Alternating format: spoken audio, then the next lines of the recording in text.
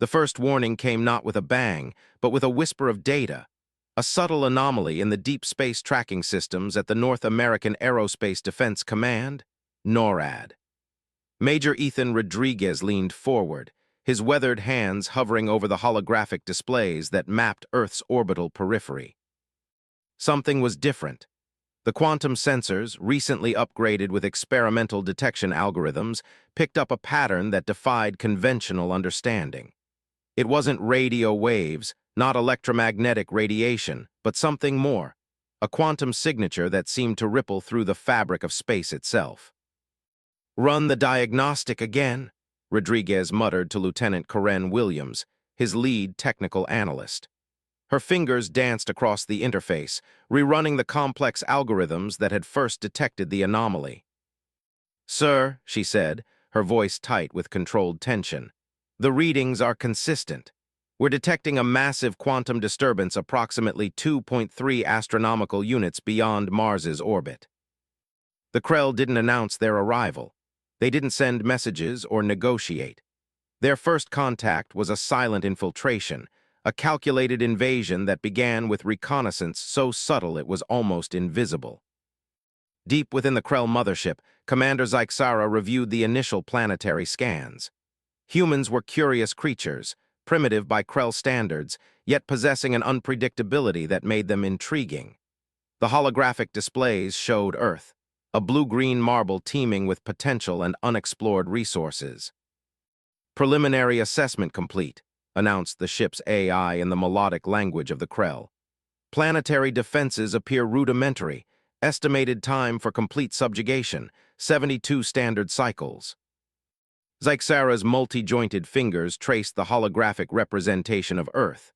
Something about the planet's energy signature was different, not just in its technological output, but in some indefinable quantum resonance that the most advanced Krell sensors struggled to comprehend.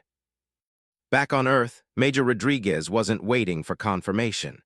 Years of military experience had taught him that the first moments of any potential conflict were crucial. He activated the global early warning protocols, a complex network that would quietly mobilize military and scientific resources without causing public panic.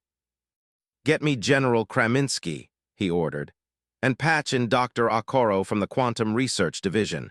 We need to understand what we're dealing with." The quantum disturbance continued to grow. It was like a gathering storm, invisible to most but pregnant with potential destruction. The Krell believed they were conducting a standard reconnaissance, a precursor to what they considered a simple resource acquisition. They had conquered dozens of civilizations, stripped countless planets of their potential. They had no idea what was coming. At the United Nations Emergency Response Center, a select group of global leaders and military strategists began to assemble. The quantum anomaly was no longer just a scientific curiosity. It was a potential threat that required immediate, coordinated action. Dr. Alina Roskov, a Russian quantum physicist with a reputation for unconventional thinking, studied the data streams. "This isn't just an invasion," she murmured, more to herself than to her colleagues. "This is a quantum interference pattern. They're not just coming, they're trying to fundamentally alter our dimensional space." Major Rodriguez watched the screens, his mind racing. Humanity had always been adaptable, always found a way to survive. But this was something entirely new. The first phase of the Krell invasion had begun, and humanity was about to show the universe that being underestimated was the most dangerous mistake any civilization could make. As the quantum disturbance continued to grow, a silent countdown had begun. The Krell thought they were preparing for a simple conquest. They were wronged. The world's leading research facilities transformed overnight. What had been separate laboratories and isolated research centers now became a global network of unprecedented collaboration. At the heart of this transformation was Dr. Marcus Okoro, a quantum physicist whose groundbreaking work in dimensional manipulation would prove crucial to humanity's survival. CERN's massive underground facility became a war room of scientific innovation. Screens lined every wall, displaying complex quantum signatures, alien technological patterns, and rapidly evolving defensive strategies. Dr. Okoro stood at the center, his dark skin glistening under the harsh laboratory lights, fingers dancing across holographic interfaces that seemed to defy traditional computing.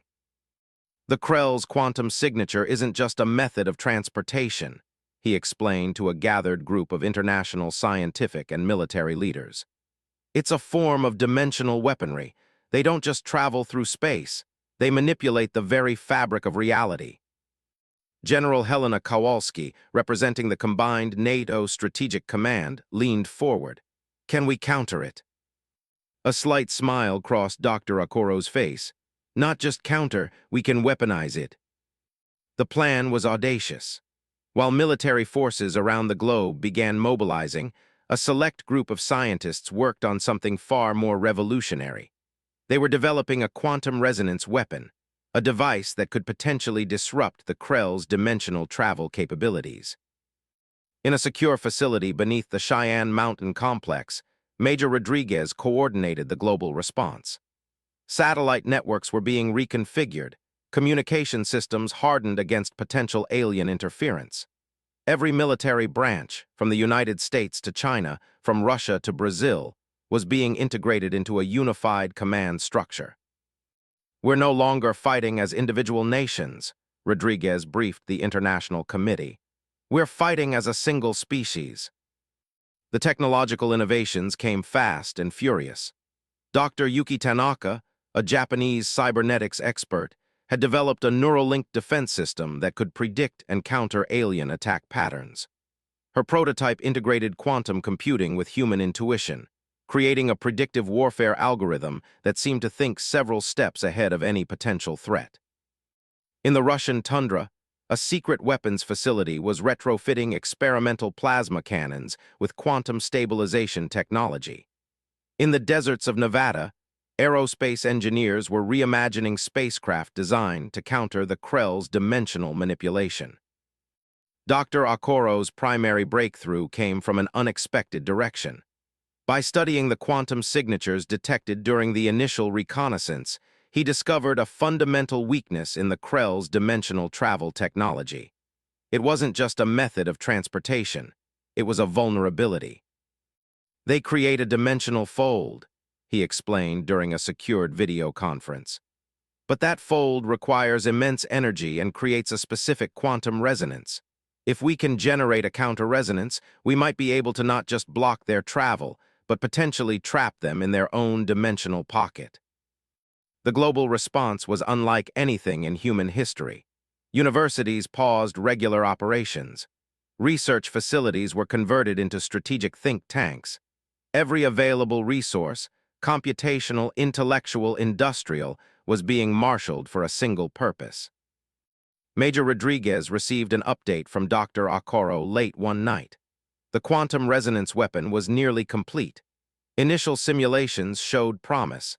They might actually have a chance to disrupt the Krell's invasion before it truly began. We're not just preparing a defense, Dr. Okoro said, his voice tinged with a mixture of excitement and determination. We're preparing a counterattack. The Krell believed they were coming to conquer a primitive civilization. They had no idea that humanity was about to rewrite the rules of dimensional warfare. As the final preparations were made, a sense of anticipation grew. The world was no longer divided. They were united, not just as nations, but as a species facing its greatest challenge. The countdown to first contact had begun, and humanity was ready. The first wave of the Krell invasion was nothing like traditional warfare. Instead of massive spacecraft or thundering explosions, it began with a subtle quantum ripple, a distortion in the fabric of reality that sent warning signals cascading through Earth's defensive networks. Captain Alina Volkov stood on the bridge of the USS Quantum Horizon, a next-generation naval vessel specifically designed to counter dimensional threats. Her steel-gray eyes watched the holographic displays, tracking the quantum anomalies that were beginning to manifest across the planet's surface. Dimensional breaches detected, announced the ship's AI. Multiple locations: North American Midwest, Siberian tundra, Australian outback. The Krell didn't arrive with fanfare. They simply appeared. Massive crystalline structures began materializing in remote locations, their surfaces shifting and pulsing with an otherworldly energy that defied conventional physics. At the Cheyenne Mountain Complex, Major Rodriguez coordinated the global response. "This is not a traditional invasion," he transmitted to military leaders worldwide. "They're testing our defenses, probing our capabilities." The first encounters were chaotic. Military units dispatched to the dimensional breach sites found themselves facing something entirely beyond their previous training. The Krell manifestations weren't just technological. They were living quantum constructs that could phase in and out of conventional reality. In the Australian outback, a joint special forces team led by Captain Marcus Reyes encountered the first full manifestation. Their quantum-enhanced combat suits, developed in the weeks following Dr. Okoro's initial discoveries, proved crucial. "Target is not organic," Reyes transmitted. "It's a quantum construct, solid one moment then completely intangible the next." The Krell's initial strategy seemed to be information gathering.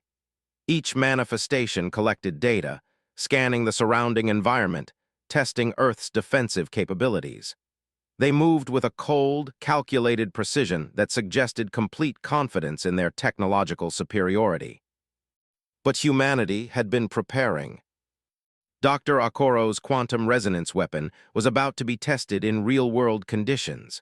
From orbital platforms to ground-based stations, a network of quantum disruption devices began to activate.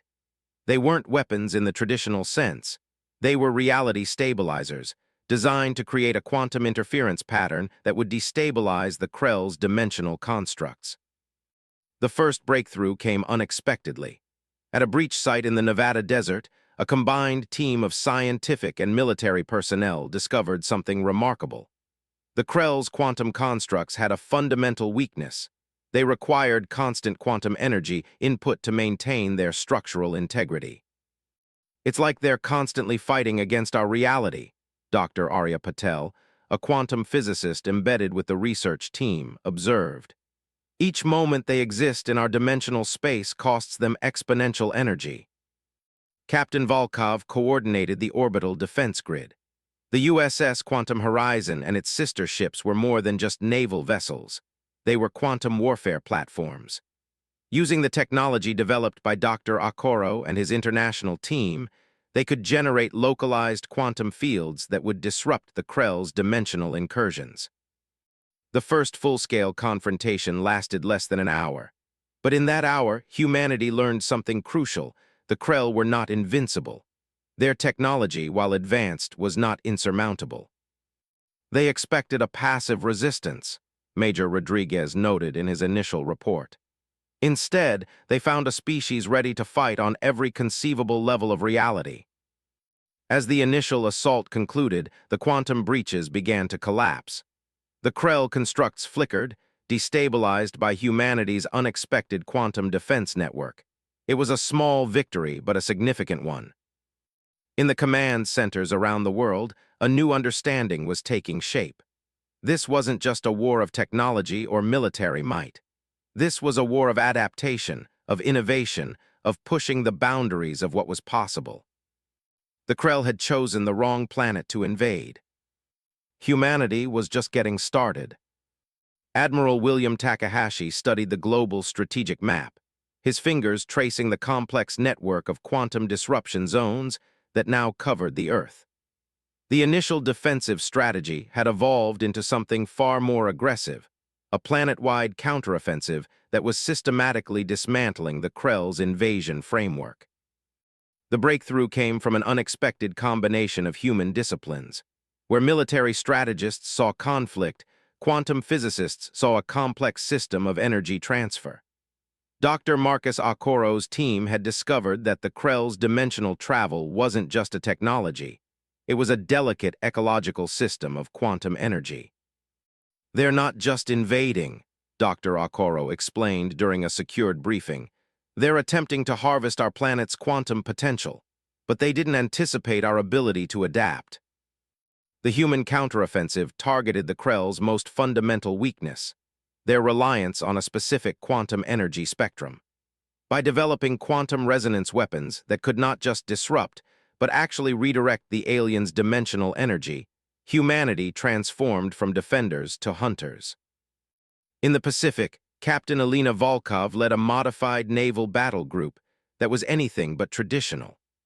The USS Quantum Horizon and its accompanying vessels were now quantum warfare platforms, capable of generating localized reality fields that could trap and neutralize Krell dimensional constructs. "We're not just fighting," Volkov transmitted to her global commanders. "We're rewriting the rules of engagement." The Krell leadership, observing from their dimensional observation points, began to realize something was fundamentally wrong with their invasion calculations. Commander Zyxara watched in increasing frustration as human forces not only resisted, but began to actively counter their most advanced technological capabilities. Major Rodriguez had transformed the global military response into a fluid, adaptive network. Traditional military hierarchies gave way to a more dynamic command structure. Special forces teams worked alongside quantum physicists. Cybersecurity experts collaborated with aerospace engineers. The entire planet had become a single, integrated defensive organism. In the Siberian research facilities, a breakthrough emerged that would change the entire nature of the conflict. Dr. Yuki Tanaka's neural-linked defense systems had begun to predict Krell movement patterns with uncanny accuracy. By understanding the quantum signature of their dimensional travel, humanity could now anticipate and counter their attacks before they fully materialized. The psychological warfare was equally important. The Krell had invaded with the confidence of a species that had conquered dozens of worlds. Now, they faced an enemy that refused to follow any expected pattern of resistance. "They're learning," Admiral Takahashi observed during a global strategy session. "And they're learning faster than the Krell anticipated." Quantum disruption zones began to expand. What started as defensive positions transformed into offensive footholds. Human forces weren't just protecting their planet, they were pushing back against the invasion on a fundamental dimensional level. The most significant victory came unexpectedly.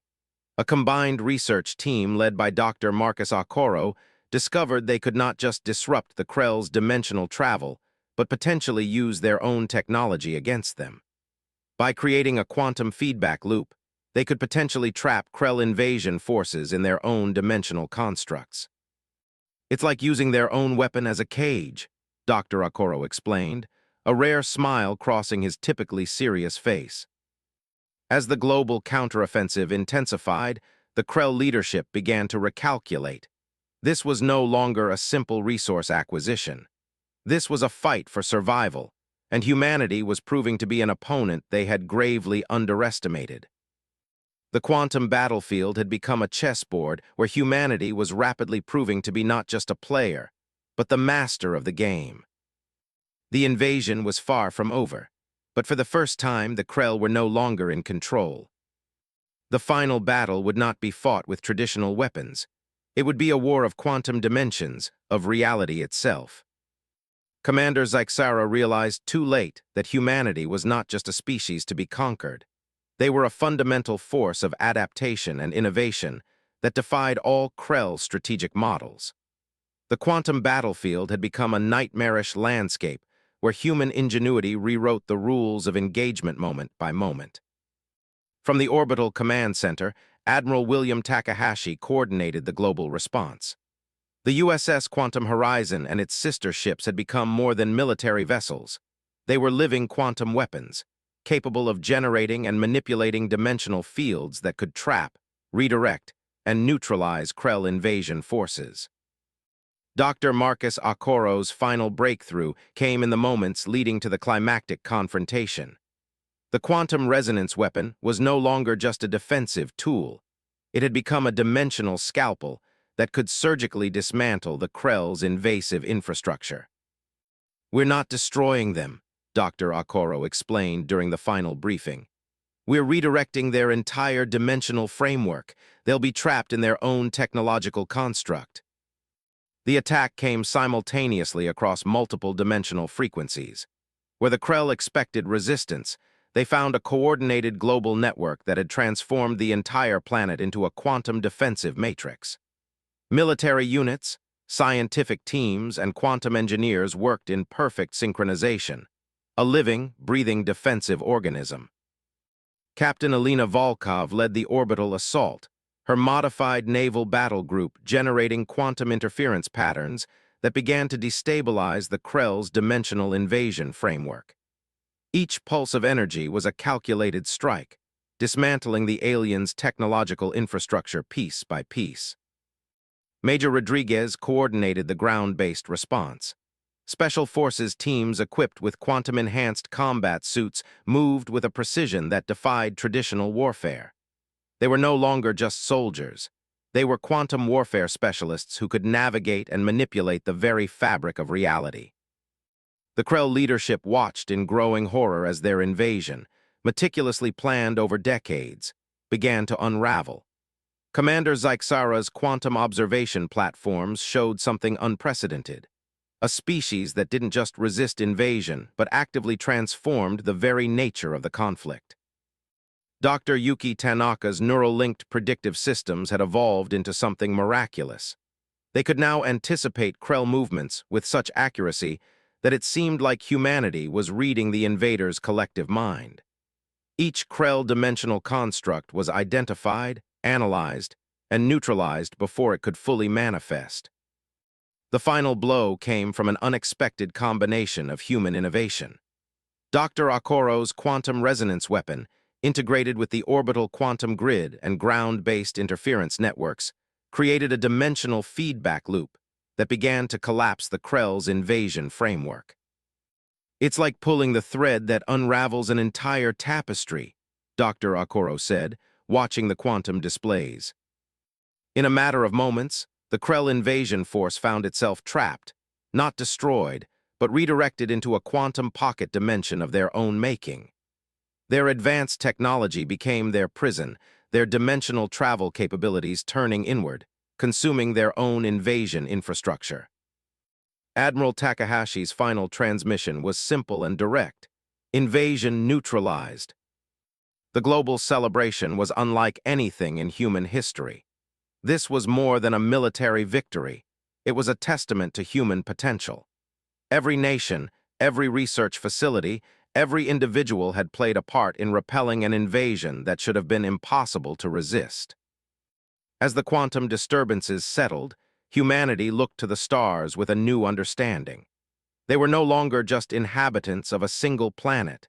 They were a species capable of defending themselves against threats beyond imagination.